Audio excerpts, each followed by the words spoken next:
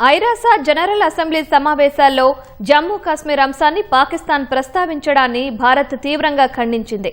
అబద్దపు పక్షపాతపూరిత కథనాలను ప్రచారం చేయవద్దని హెచ్చరించింది.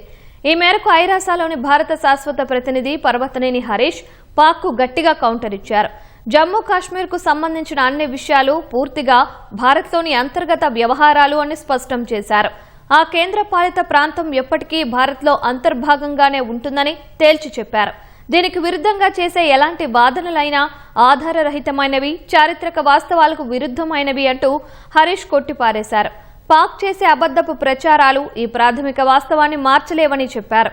ఐరాస భద్రతా మండలిలో సభ్యదేశంగా ఉండడం అనేది ఒక పెద్ద బాధ్యత అని గుర్తు చేశారు.